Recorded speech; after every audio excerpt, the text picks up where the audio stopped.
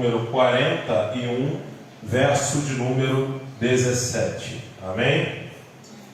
Aleluia. Estive nesse altar faz tanto tempo, né? 2 dias atrás. Eita glória. Já estou mais que acostumado.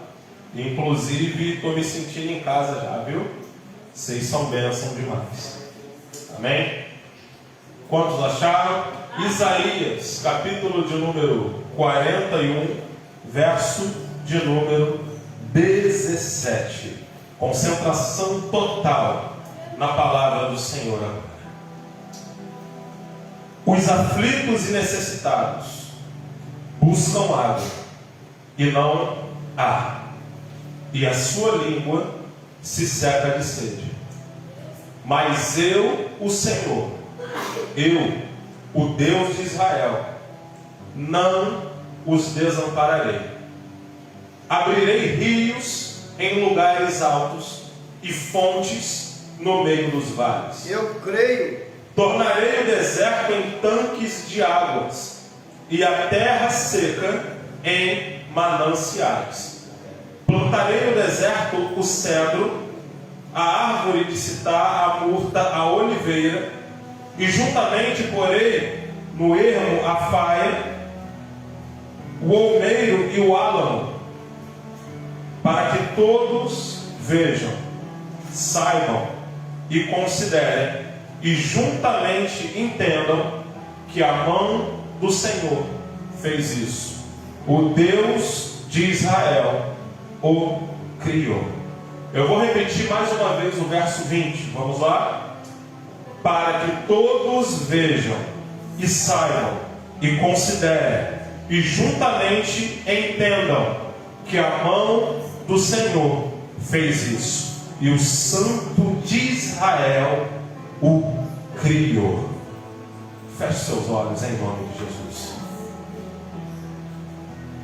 Pai querido, muito obrigado pela oportunidade de mais uma vez estarmos compartilhando a Tua palavra, pela oportunidade de mais uma vez estarmos experimentando do da Tua mesa.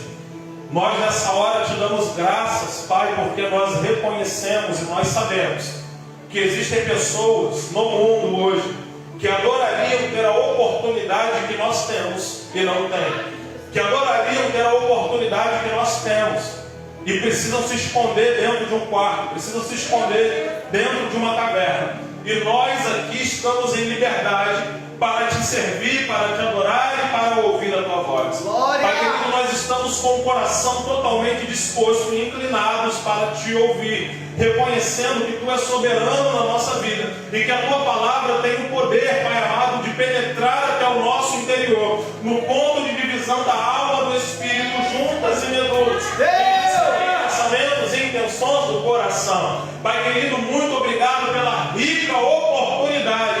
A partir de agora, Pai amado, derrama a tua unção sobre o teu povo, unção que despedaça jugo, unção que faz com que tudo aquilo que Satanás tem trabalhado para impedir essa pessoa de se concentrar e ouvir a palavra nessa noite, em nome de Jesus Cristo, nós como embaixadores do reino de Deus, liberamos uma palavra do altar agora. Tudo aquilo que veio para atrapalhar, tudo aquilo que veio para causar comichão nos ouvidos, eu te repreendo agora em nome de Jesus. Flua, Espírito de Deus, flua com a atuação da palavra, flua com o teu ensino, flua com a tua edificação, em nome de Jesus. Amém. Podeis assentar, queridos. Que tema desafiador o tema que o pastor William propôs para que nós ministrássemos esse mês.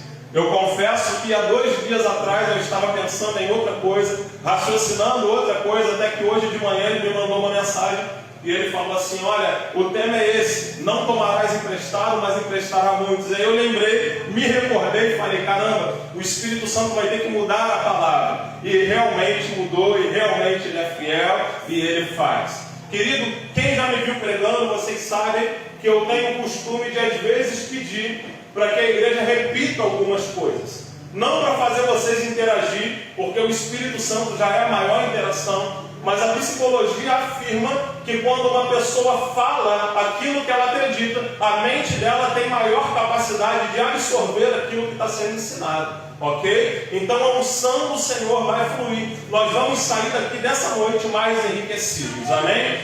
Repita comigo: o propósito da intervenção divina.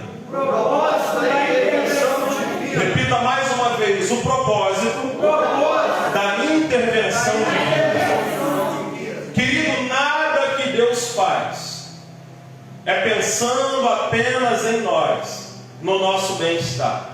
Nós vivemos uma geração que é muito normal nós ouvirmos as pessoas deturparem, por exemplo, a palavra amor.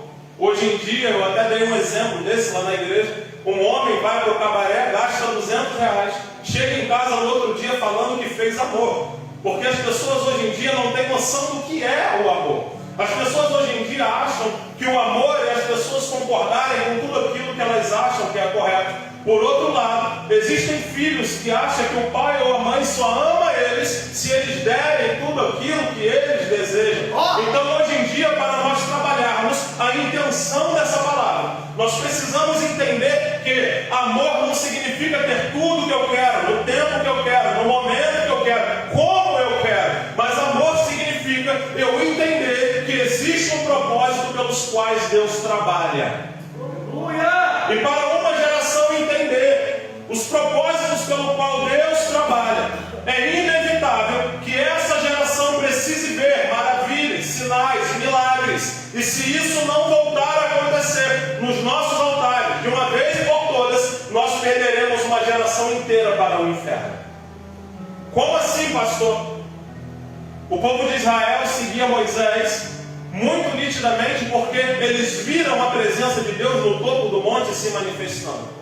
Na nova aliança, após o discurso de Pedro, mais de 4.000 pessoas aceitam Jesus porque eles viram pessoas sendo curadas, porque eles viram pessoas falando em outras línguas e por isso eles creram que Deus era real. Isso significa que o propósito de Deus, ele não para naquele que ele deseja abençoar, mas existe um propósito continuativo no meio da palavra de Deus. Como assim, pastor? A palavra começa dizendo no verso 17, Deus enxergando a realidade do seu povo: os aflitos e necessitados buscam água e não há, a sua língua se seca de sede. E a partir de agora ele mostra misericórdia, dizendo: mas eu, o Senhor, os ouvirei. Eu, o Deus de Israel, não os desampararei.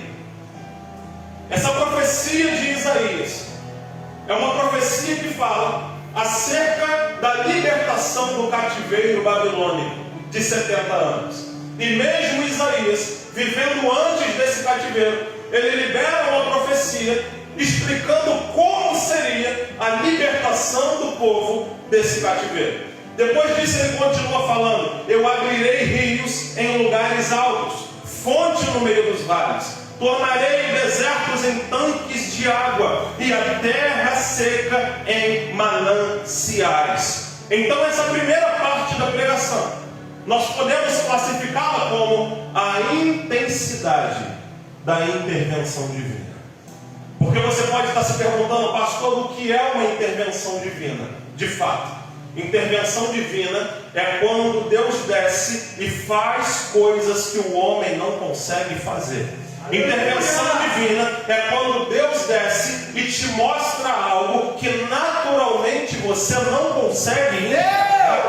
Para exemplificar, intervenção divina é quando Deus aparece para curar uma pessoa que a medicina já deu como derrotada. Intervenção divina é quando o Espírito Santo manifesta uma cura de uma pessoa que tomou remédio a vida inteira e esse remédio nunca fez efeito. Como aquela mulher no fluxo de sangue, a qual tinha muitos anos, padecia daquela doença, até Jesus chegar e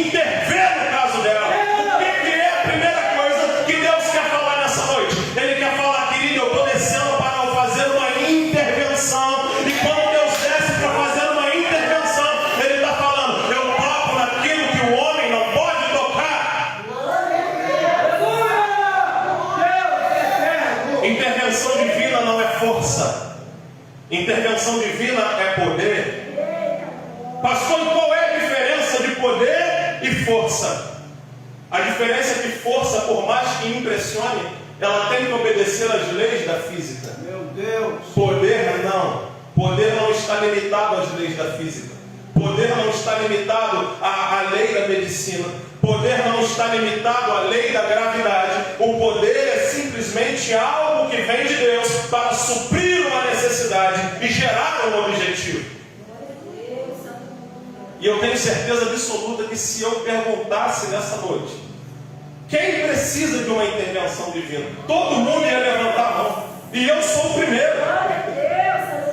E se você não precisa, eu vou te pedir para botar a mão na minha cabeça e orar. E se for possível, até expulsar um demônio. Porque não existem pessoas sem problemas. Porque não existem pessoas que não tenham uma luta travada. Seria muito fácil eu chegar aqui no altar e falar: eu profetizo que a tua luta está acabando. Como assim todo mundo tem luta, querido? Todo mundo tem desafio, querido. Todo mundo tem obstáculos a serem vencidos. Então por isso eu pergunto: quem precisa de uma intervenção divina nessa noite? Todo mundo, e eu sou o primeiro. Eu sou o primeiro.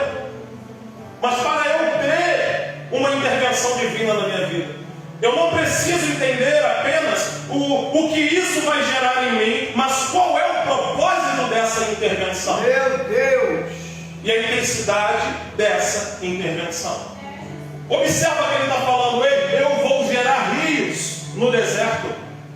Isso significa que o poder de Deus, que o poder da intervenção divina, ele não é um poder que apenas serve para consertar algo que está errado. Não, ele é muito mais do que isso, a ponto de fazer existir coisas que não existem, a ponto de fazer surgir coisas que nunca foram mostradas, a ponto de fazer ressuscitar algo que já está morto. A irmã de Lázaro, ela tinha uma fé intermediária. Ela entendia que Jesus podia curar, mas ela não entendia que Jesus podia ressuscitar o seu irmão. Quando Jesus se atrasa um pouquinho e chega, ela fala: mestre, se tu tivesse vindo antes, meu irmão não teria morrido. Ou seja, ela acreditava que Jesus tinha o poder de curar o irmão dela, mas ela não conseguia acreditar que Jesus tinha a capacidade de ressuscitar aquele que já estava morto há 4 dias. Então eu quero te falar nessa noite: intervenção divina não tem limite para Deus. Tem limite para nós, humanos. Tem limite para a nossa mentalidade, que é limitada. Mas para Deus, curar um aleijado ou ressuscitar um morto é a mesma coisa. Meu Deus! Para a gente construir uma casa, a gente fica semanas, meses ou até anos. Mas para Deus basta apenas uma palavra para tudo aquilo que não existe vir a existir. No livro de Gênesis mostra Deus construindo o mundo com palavra. Basta uma palavra para aquilo que não existe começar a existir. E também basta uma palavra para aquilo que está incorreto, para aquilo que está no caminho errado, voltar para os caminhos certos. Preste atenção: intervenção divina não se atenta a etapas. Por mais que a gente às vezes ministra que existem etapas para o milagre, que existem processos para o milagre, mas todos esses processos estão atrelados a nós, não a Deus. Todos esses processos são processos humanos, aonde a gente precisa gerar uma maturidade em fé para não se comportar igual o mundo se comporta. Pastor, e como o mundo se comporta? O mundo só consegue acreditar naquilo que eles estão vendo diante dos olhos. O mundo só consegue acreditar em resultado depois que acontece. E aí Jesus chega para os seus discípulos, chega para Tomé e fala: Tomé, porque você tocou em mim, você está acreditando? Bem-aventurados são aqueles que não viram e creram. Entender sobre intervenção divina e atrair a intervenção divina significa muito mais do que você falar que crer no poder de Deus. Mas atrair a intervenção divina significa que você começa a ter um comportamento de uma pessoa que já acredita em um milagre sobrenatural. Eu conheço a história de um homem que ele estava no culto. E o pregador da palavra profetizou na vida dele e falou: irmão, Deus vai te dar um carro. Aparentemente uma palavra normal e para muitos até heresia, porque tem gente que acha que Deus não presenteia seus filhos, mas ele presenteia. E quando aquele homem chegou em casa, A primeira coisa que ele fez, pegou uma marreta e começou a quebrar o muro. E a mulher dele perguntou: o que está acontecendo? O que você está fazendo? Ele disse: eu estou construindo um portão para entrar o carro do Senhor para ligar. Entender a intervenção divina com fé é você entender que o ambiente precisa ser preparado para a chegada da intervenção. Entender sobre a intervenção divina significa que o pastor Vanja vai na sua casa comer um bolo e você precisa preparar a mesa antes de eu chegar. Quem levantou a mão vai ter que fazer o bolo, viu? Eita glória! Isso significa que o caminho precisa ser preparado para a promessa. E esse caminho é construído pelo homem. É por isso que a Bíblia vai dizer no livro de Hebreus, capítulo de número 1, que a fé é o firme fundamento das coisas que se esperam, a prova e a certeza das coisas que não se vê. Eu não estou vendo algo, mas eu tenho certeza. Eu atravesso a ponte Rio-Niterói todo dia, pastor William.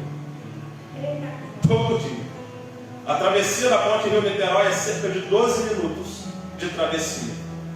E quando eu estou passando em cima dela, eu não vejo os pilares que sustentam a ponte. Tem gente que já entendeu. Eu não preciso ver os pilares que sustentam ela. Quando eu entro na ponte, eu sei que eu vou chegar do outro lado. Porque eu sei que o que sustenta ela é um material feito de concreto, é um material que é feito de ferro da melhor qualidade. Ou seja, quando eu espero em Deus, eu creio que essa promessa está debaixo de uma palavra, e essa palavra é inerrante, essa palavra é forte, essa palavra é penetrante, e essa palavra não falha. Aleluia. E quando você crê na intervenção divina dessa forma, isso muda o seu comportamento. Você começa a ser uma pessoa que começa a ter paz com Deus.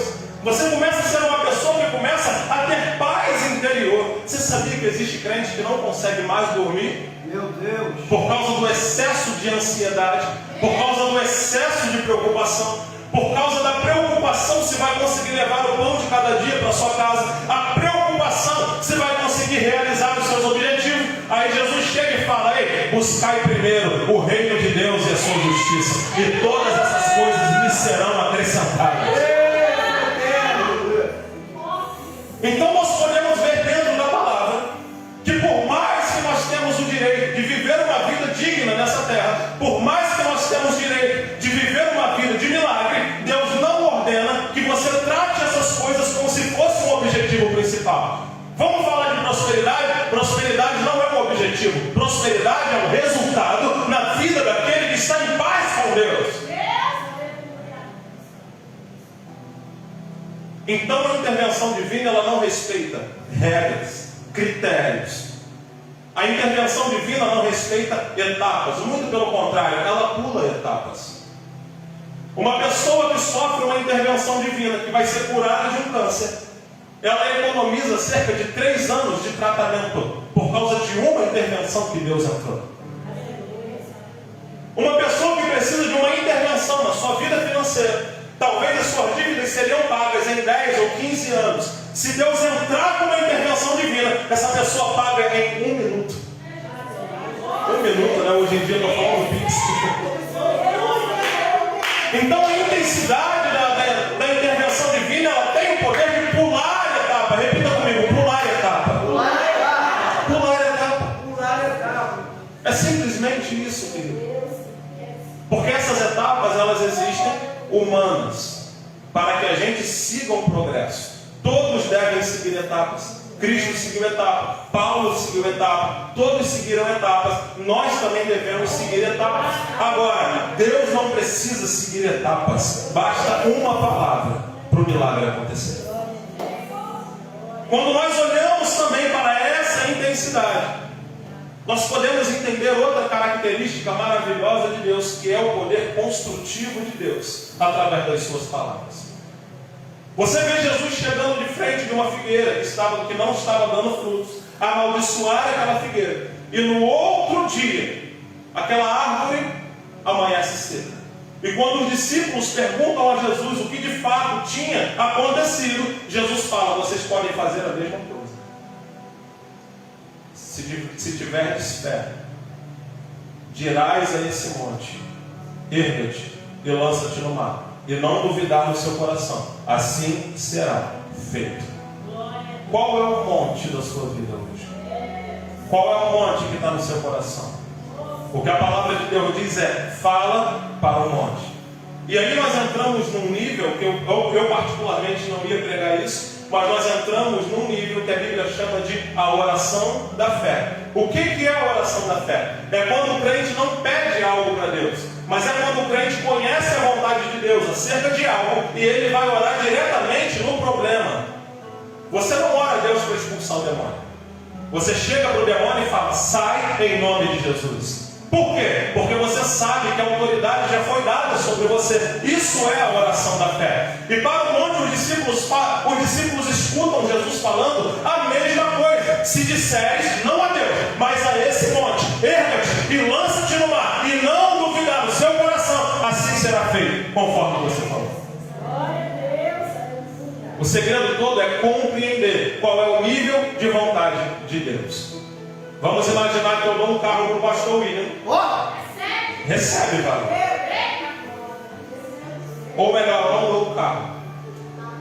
Eu pago o valor do carro, entrego a carta na mão dele, e no outro dia ele vai lá na concessionária buscar o carro. Estou indo, tchau.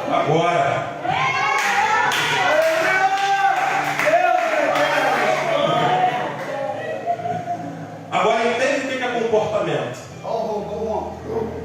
Quando ele não sabe a minha vontade, ele ia chegar na porta da concessionária, ele ia se ajoelhar na porta e ele ia falar: pelo amor de Deus, me dá o carro.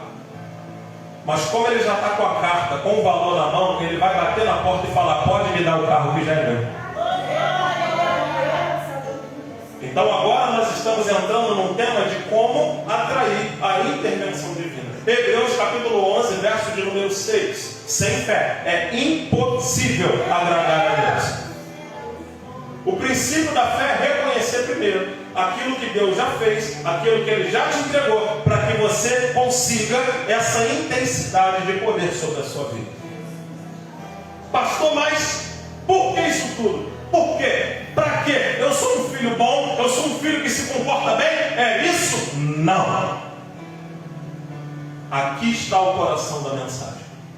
O propósito da intervenção divina. Verso 20. Para que todos vejam, saibam e considerem que a mão do Senhor fez isso.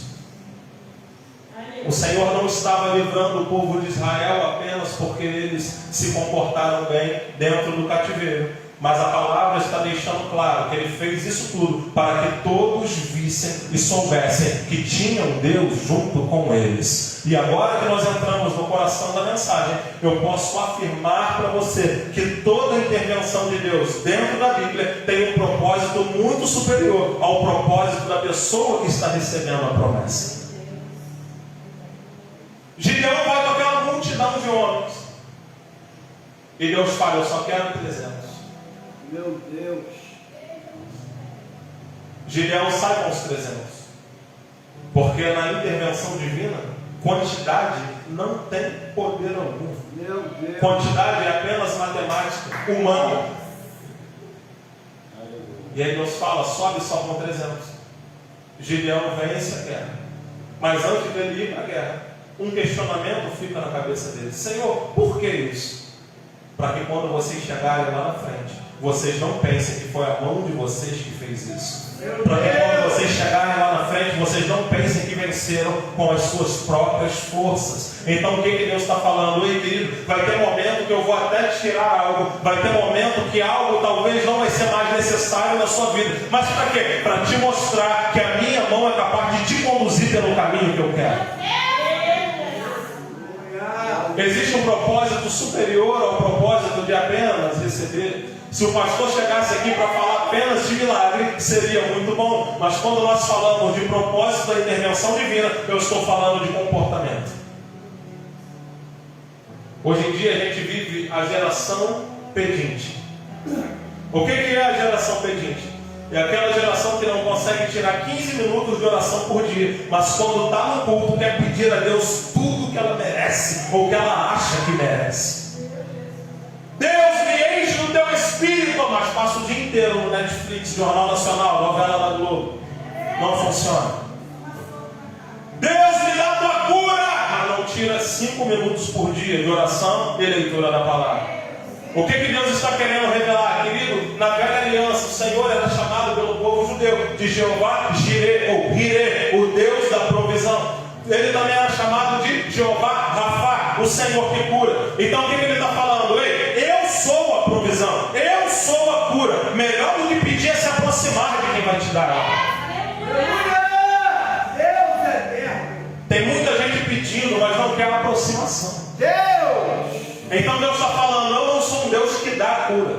Eu sou a própria cura. Por que você não se aproxima?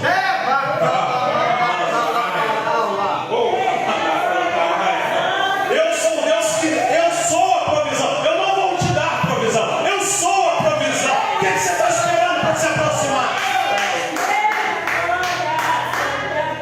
É a geração pedinte. E eu posso confrontar o seu entendimento usando o seu dia a dia. Você gosta daquela pessoa que te procura só para te pedir algo? Meu Deus. Aquela pessoa que fica um mês sem falar contigo, que não manda uma mensagem no WhatsApp, e quando te procura, ela fala, então, é porque eu estou precisando de algo. Você sabe, se tu não gosta disso, como é que tu acha que Deus gosta? Deus está falando, ei, se aproxima de mim se você quer ver milagre, rapaz.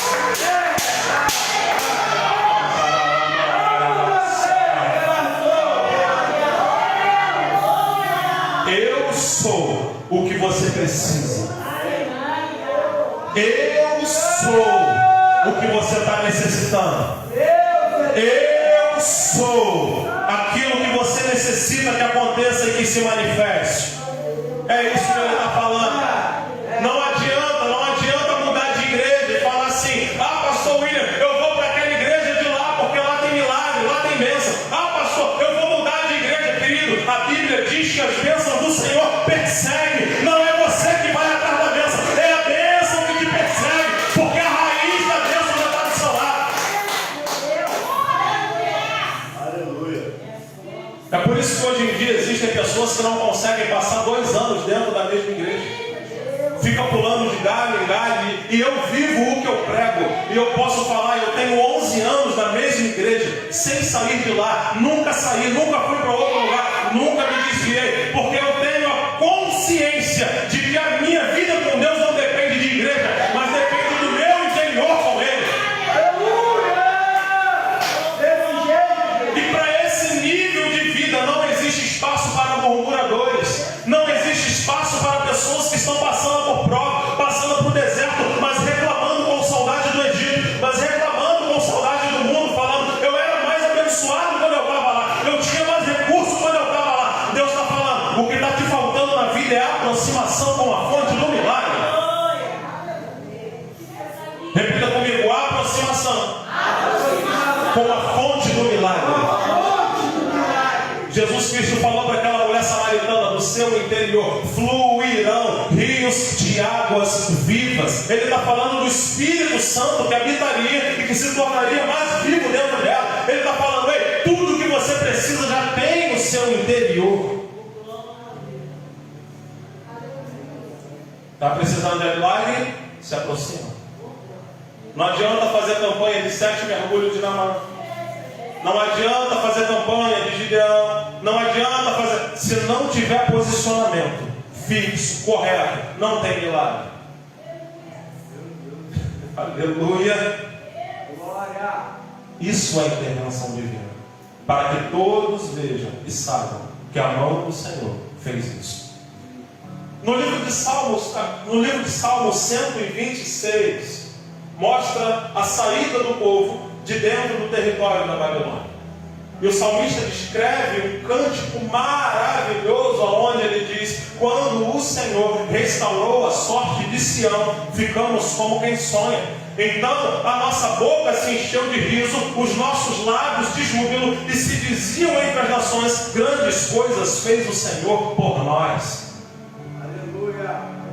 Aí você entra dentro do contexto desse salmo, pastor William, e você entende que eles falam que se dizia entre as nações, grandes coisas o Senhor fez por eles, por causa da alegria que eles estavam sentindo. Ou seja, as nações olhavam eles dançando, olhavam eles comemorando, olhavam eles festejando o milagre do Senhor, e as nações falavam: grandes coisas fez o Senhor por eles, por isso eles estão alegres.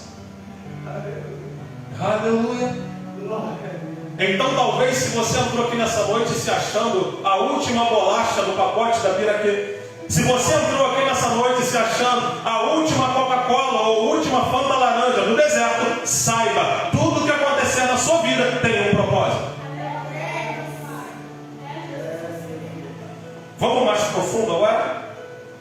Até a sua salvação tem um propósito que não é você. Pastor, como é que você me prova isso? Efésios, capítulo de número 2, versos 6 e 7. Efésios, capítulo de número 2, versos 6 e 7. Me prova, pastor, que a salvação da minha alma também tem um propósito. Eu te mostro agora. Efésios, capítulo 2, versos 6 e 7. E juntamente com ele nos ressuscitou e nos fez assentar nos lugares celestiais em Cristo Jesus. Pergunta agora: para quê, pastor? Para quê, pastor? Verso 7. Para mostrar nos séculos vindouros a suprema riqueza da sua graça. Glória! Aleluia! Pastor, por que Deus me resgatou do mundo? Para mostrar ao mundo o quanto Ele é bom. Para mostrar para o mundo como que funciona a graça dele, qual é o plano dele. Aleluia. Isso é muito forte, querido. Deus é Deus, aleluia! Espírito Santo da verdade. E aí tem outro propósito da sua salvação, Efésios capítulo 3, verso de número 8. Olha o que a palavra vai dizer, ó. Efésios capítulo 3, verso 8. Paulo falando: a mim, o menor de todos os santos, me foi dada essa graça de pregar aos gentios o evangelho das insondáveis riquezas de Cristo, manifestar qual seja a dispensação do mistério desde os séculos, oculto em Deus que criou todas as coisas. Agora pergunta: para quê, pastor? Para quê, pastor? Verso 10. Para que pela igreja a multiforme sabedoria de Deus se torne conhecida. Foi para isso que não foi salvo. Não foi apenas para você ir para o céu um dia, por mais que isso vai acontecer. Não foi para que você tivesse autoridade e domínio sobre o poder das trevas, por mais que isso ocorra. Mas o propósito principal é que o mundo conheça a multiforme sabedoria de Deus, a igreja. O propósito de Deus para o homem é um propósito de amor e justiça, aonde a punição que nós mereceríamos foi colocada em cima de um justo que levou sobre si a punição para que hoje nós não fôssemos punidos. Essa é a grande verdade do Evangelho. Então, para que você foi convertido? Para dar continuidade nesse mistério. Agora vamos para o tema que interessa. Vamos para a campanha. Emprestará muitos e não tomará emprestado. Existe um propósito na provisão financeira. E eu volto a falar, eu não parei você. Um coração generoso, ele não depende de quanto você tem no bolso para ser generoso. O coração generoso, ele não precisa mostrar que está fazendo algo para que esse algo seja feito. Sabe aquela pessoa que dá esmola e tira uma selfie para estar mostrando o que deu? Isso não é válido para o coração generoso. Existe um propósito divino pelo qual Deus faz as pessoas prosperarem. 2 Coríntios, capítulo de número 9. Olha como é que a palavra de Deus é rica e perfeita. 2 Coríntios, capítulo 9, verso de número 10. Olha que palavra maravilhosa. Aquele que dá semente ao que semeia e pão para o alimento, também suprirá e aumentará a vossa sementeira e multiplicará os frutos da vossa justiça. Até aqui tá bom, tá? Tá maravilhoso. É bênção. A Bíblia está dizendo que ele dá semente. A Bíblia está dizendo que ele multiplica. A Bíblia está dizendo que ele faz crescer. Verso 11, vai ficar melhor ainda. Enriquecendo-vos em tudo. Para quê, pastor? Até aqui estava bom, né? 11. Enriquecendo-vos em tudo, para toda generosidade, ao qual faz por nosso intermédio sejam tributadas graças a Deus. Verso 12. Porque o serviço dessa assistência não só supre a necessidade dos santos, mas também redunda em muitas graças a Deus. Quem entendeu o que é prosperidade bíblica? Não é juntar tesouro na terra. Quem entendeu o que é prosperidade bíblica? Não é ter 10 carros, 3 casas. Quem entendeu o que é prosperidade bíblica? Não é se vestir com as melhores roupas de marca e se revestir de ouro. Prosperidade bíblica é quando alguém bater na sua porta precisando de um arroz, feijão ou carne, você falar, toma, porque eu tenho. Prosperidade bíblica é você ser um canal de escoamento para que a bênção do Senhor alcance outras pessoas. Prosperidade bíblica é se libertar do pensamento de mesquinharia e aprender a ser um grande colaborador e contribuinte para que a bênção do Senhor chegue na vida de pessoas que estão precisando. Agora você entende por que na igreja primitiva a Bíblia afirma que não faltava nada para ninguém e que todo mundo ali comia, bebia, tinha fartura, tinha abundância. Por quê? Porque aqueles que tinham mais vinham, traziam seus bens, repartia para todos que estavam naquele lugar. Meu Deus, é verdade, pai. Barnabé vem de uma ilha em Chipre, avaliada em muito dinheiro, distribui o dinheiro, reparte com os apóstolos fazem a repartição e ninguém passa fome dentro daquele lugar.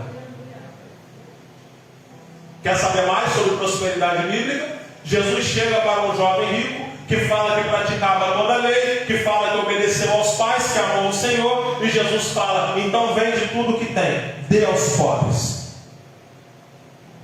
E o coração daquele jovem fica triste, pastor, porque na mentalidade dele, ele falava assim, eu trabalhei tanto para conquistar. E como é que Deus me manda abrir mão de tudo? O segredo da prosperidade bíblica começa, querido, entendendo que você não tem nada se não for a mão do Senhor contigo. O segredo da prosperidade bíblica começa em você entendendo que se não fosse por Deus, você nem levantaria de manhã para conseguir trabalhar. Meu Deus! Quem foi que disse que prosperidade bíblica é juntar dinheiro na terra? Sabe aquela roupa bonita que você tem, que talvez você nem use mais, e tem alguém precisando na rua? Quando você morrer, essa roupa vai ficar e vai envelhecer da mesma forma. Você não vai levar ela para o céu. Sabe aquele carro novo, que talvez você batalhou tanto para comprar, você deu um valor de entrada, quando tu morrer, ele também vai ficar na terra, ele não vai subir. É isso, pastor William, que o neopentecostalismo não prega. É isso que o neopentecostalismo não ensina, e muito pelo contrário. Eu já vi pessoas pregarem que o céu é uma prefiguração do povo de Israel saindo do Egito. Até aí eu concordo. Agora, falar que da mesma forma que o povo do Egito saiu com ouro, a gente também vai sair rico da terra, isso eu já não concordo. Porque no céu, querido, não entra tênis da Nike. Porque no céu não entra cordão de ouro de 20 quilates. No céu não entra carro automático, semi-automático, híbrido. No céu não entra nada disso. Eu não estou querendo dizer que você não possa ter. Você vai ter, eu profetizo em nome de Jesus. Mas o que eu estou falando é, você vai prosperar quando a prosperidade não for o seu objetivo. Quando o seu objetivo for o reino. Existem famílias que quando precisam de recurso vai na macumba conseguir. Por quê? Porque quando chega na igreja, a igreja fecha a porta. Lembra de Malaquias capítulo 3, verso de número 10? trazei todos os dízimos à casa do tesouro, para que haja mantimento na minha casa. Se tem um local que tem que ter mantimento, é a casa de Deus. Não tenha dúvida disso. A gente vive isso lá na igreja, né, pastor Josué? O que bate de pessoas lá querendo cesta básica, querendo remédio. Talvez a gente até poderia ajudar mais, mas a gente consegue dar quando as pessoas têm necessidade. Por quê? Porque tem pessoas que entendem o que é prosperidade. Eles entendem que prosperidade não é você reter, mas prosperidade é você dar, porque você sabe que não é teu. Trabalhei o mês inteiro, recebi um salário, paguei minhas contas, e aí uma pessoa chega e fala: estou precisando disso, disso e disso. E agora? Se o meu coração estiver voltado para as riquezas, eu não consigo participar desse nível de vida que Deus deseja. Eu posso comparar você com um cano de água. Para a água sair na bica, ela tem que passar pelo cano. E você é só o cano, você não é o balde. Mas deixa eu liberar uma palavra na sua vida. Não tem nada mais molhado do que o cano. Aleluia. Se a água passa pelo cano, ela vai molhar o cano também. Então o que Deus está falando, querido? Seja um canal de bênção e a sua vida não vai deixar de ser suprida. Seja um canal de bênção e a sua vida não vai deixar de ser suprida. Não vai te faltar. Por quê? Porque o seu coração está posicionado e alinhado com a palavra. Jesus disse que ninguém pode servir a dois senhores. Ou servirá um e vai desagradar o outro, ou vai desagradar o outro para servir um.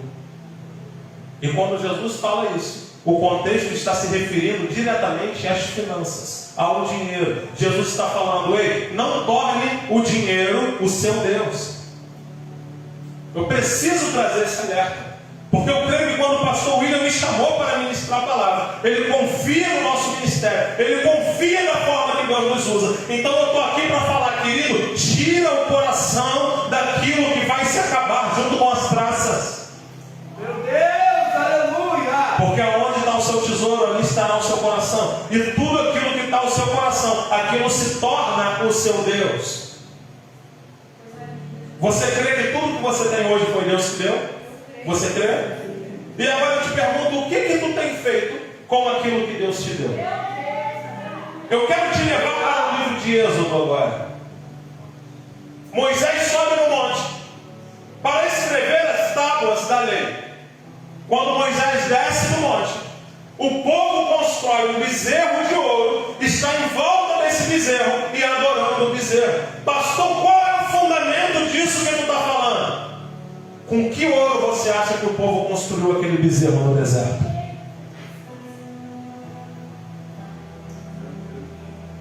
Eles construíram aquele bezerro com o ouro que Deus deu para eles na saída do Egito. Vai mais fundo, pastor. Eles pegaram o que Deus deu para eles no Egito e transformou aquilo em um Deus.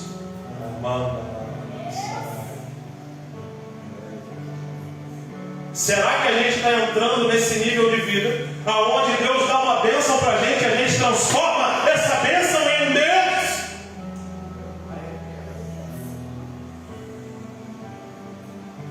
Vou voltar a palavra.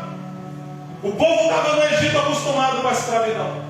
Quando eles saem do Egito, Deus usa as famílias egípcias para dar ouro, prata, bronze, tudo de precioso e de melhor para eles. E o que eles fazem com essa oferta que Deus deu? Constroem um Deus. Meu Deus, é a palavra. O que você tem feito com a bênção que Deus tem te dado? Você tem construído um Deus? Ou você tem adorado ao Senhor com isso que Ele está te dando? Aleluia! Dízimos e ofertas, ao contrário do que muitos pensam, não são heresias, não são fundamentos da velha aliança, até porque eles não estão enquadrados em uma aliança, mas eles estão acima da aliança. Como assim, pastor? Abraão dizimou quando nem sonhava em existir nele. Foi lá para o sacerdote Melquisedeque. Jacó dizimou muito antes de existir dele e deu oferta. E essa oferta gerou neles um propósito de vida. E eles cresceram em todas as coisas. Então, mais uma vez eu pergunto: Deus tem dado recurso? Sim. E o que tu tem feito com esse recurso? Um Deus, um objeto de adoração, um objeto de servidão, algo que está substituindo a presença do Senhor. E agora, meu amigo, a espada corta para os dois lados, para o meu também. Estou aqui. Trabalho o dia inteiro, gasto a minha energia toda no trabalho. E quando chego em casa, o que resta eu dou para Deus. Gasto tudo que eu tenho para o dinheiro. O dinheiro se torna Deus. E para o meu Senhor, eu dou o que sobra. Agora Deus está nos levando para um nível muito acima da contribuição financeira. Agora Ele está nos levando a um nível de dedicação à obra de Deus. Porque tem crente que se ficar mais de 3 horas dentro da igreja, ele já abre a boca para reclamar. E quanto tempo passa no trabalho? 8, 9, 10 horas. Eu vou falar da minha carga horária de trabalho. É 8 horas de trabalho e mais 4 horas, se contar o tempo de viagem e de volta. Então eu dou 12 horas para o mundo por dia. E o que eu dou para Deus? Mas tudo bem. Qual é o propósito da intervenção divina na sua vida financeira? Olha o que Paulo está falando. Olha como é que é maravilhoso. Para que vocês enriqueçam primeiro, e depois, para toda generosidade. Jesus está falando: você não tem coração generoso, não adianta. Eu falo isso lá na igreja direto. Se o coração não for transformado, eu prefiro que uma pessoa viva com pouco, morra com pouco e vá para o céu. Eu prefiro, sinceramente, eu prefiro. Agora, se você alcançar um nível de vida em que o dinheiro que você tem não doma o seu coração, aonde você não vira um cachorro na coleira e o dinheiro te guiando na rua, muito pelo contrário, não é o dinheiro que te governa, é você que governa o seu dinheiro. Simples assim. Ah, pastor, o demônio devorador, pastor, desculpa, a Bíblia não fala de demônio devorador. Devorador gafanhoto, não é um demônio, nunca existiu. O devorador na sua vida pode se chamar Visa, Mastercard, Netflix, iFood, má administração. E está falando que é devorador. Avareza. O que Deus está trazendo na nossa consciência hoje, para fechar essa campanha, porque eu creio que já falou muito de milagre aqui. Então, para fechar, pastor William, a pregação, tudo, eu quero falar posicionamento para se enquadrar naquilo que Deus quer fazer na tua vida. E quando o seu posicionamento se enquadrar, se prepare. Emprestará a muitos e de ninguém tomará emprestado. Mas preste atenção: emprestará a muitos. Quando alguém precisar, você vai ter para emprestar. Ai, Deus, me dá um carro para quando eu for para a igreja eu dar carona para os irmãos. Dá nada, para de causada. Já deu carona no guarda-chuva para crente voltando da igreja? Deus está falando: primeiro tem que dar carona no guarda-chuva, para depois pensar em ter carro para dar carona. Deus está nos chamando para um tempo de generosidade, de comunhão. Eu agradeço a minha oportunidade, em nome de Jesus.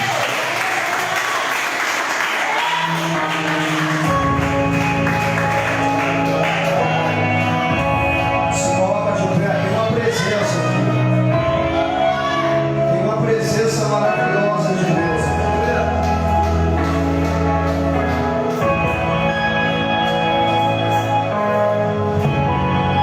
Presença de Deus maravilhosa em nosso meio. É fechamento do mês. Vem aqui na frente.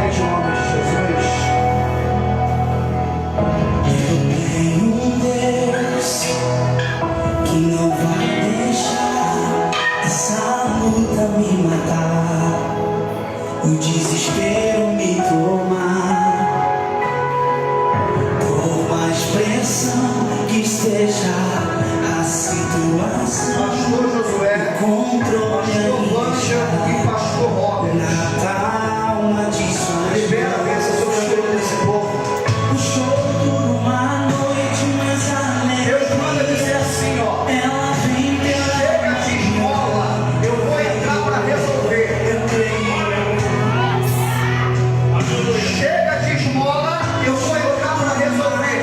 A intervenção de Deus não ajuda nessa hora. Vem pela manhã, eu creio. O aleijado estava na frente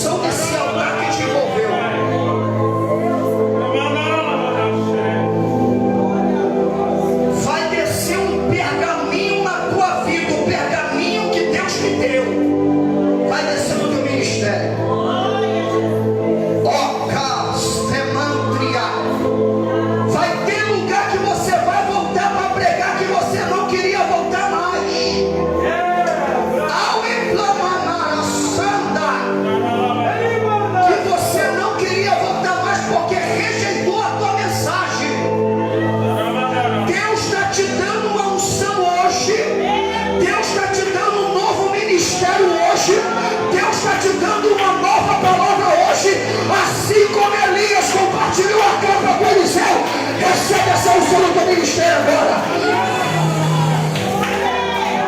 Recebe a solução agora.